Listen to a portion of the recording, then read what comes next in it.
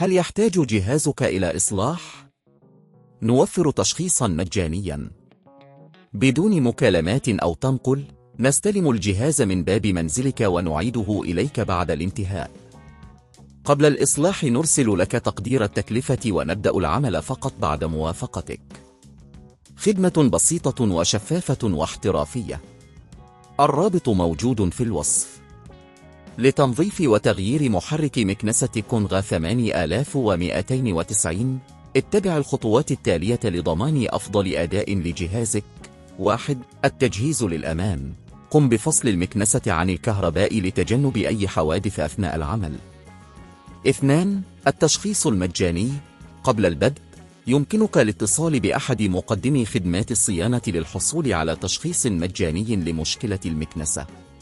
سيساعدك ذلك في تحديد ما إذا كانت المشكلة في المحرك أو في أجزاء أخرى. 3. تجهيز الأدوات.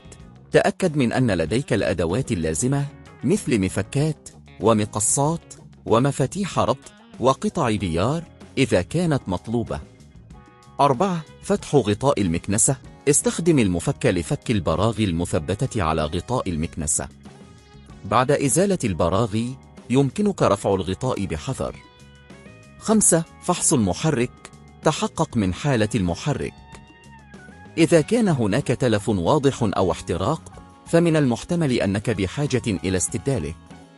6. إزالة المحرك القديم. أزل المحرك القديم عن طريق فك البراغي التي تثبته في مكانه. احرص على تفكيك الأسلاك الكهربائية بعناية. 7. تنظيف المكونات. قبل تركيب المحرك الجديد قم بتنظيف الأجزاء الداخلية للمكنسة باستخدام فرشاة ناعمة أو هواء مضغوط لإزالة الغبار والأوساخ. 8. تركيب المحرك الجديد. ضع المحرك الجديد في مكانه وثبته باستخدام البراغي. تأكد من إعادة توصيل الأسلاك بشكل صحيح. 9. إعادة تركيب الغطاء.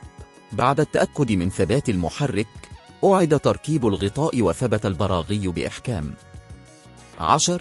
اختبار المكنسة.